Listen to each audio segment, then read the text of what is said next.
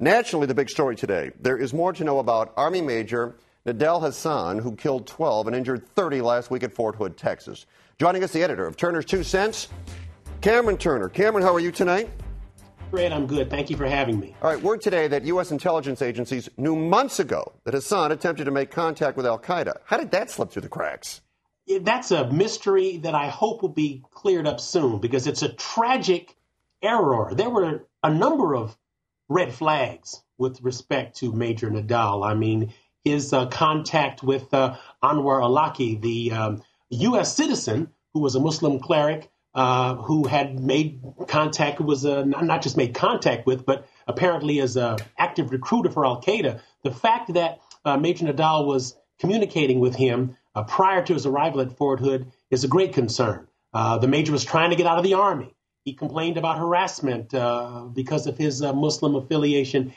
I don't know why, and I'm glad that we've got members of Congress. Pete Huckstra, ranking Republican on the Intelligence Committee, is demanding openness from the CIA about what they did not do about this.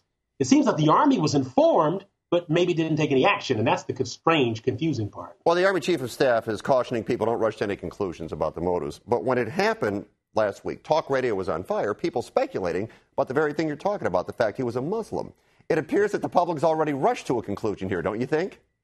Well, it's very important for people to bear in mind that if it does turn out, as it's beginning to appear, that Major Nadal was sympathetic to the jihad movement and was perhaps even sympathetic to al-Qaeda, first thing we all have to bear in mind is that this is not reflective of the entire or even the majority of Muslim Americans. And so the kind of backlash that we saw against Muslim Americans, attacks on mosques and so on, in the immediate aftermath of the September 11th attack, that must not happen. And thankfully, the Army Chief of Staff, Janet Napolitano, our U.S. Homeland Security Secretary, and President Obama have all spoken out against that. And I hope that Americans will be responsible and level-headed and honorable and not turn this into some kind of an anti-Muslim thing. We're talking about a guy who had probably some personal emotional problems and who was apparently sympathetic to the anti-American movement. That is not reflective of what Islam is about, and it is not reflective of the attitude of the majority of Muslim Americans. Cameron, well done tonight as always. Appreciate it. I'll talk to you next week. Thank you, Fred.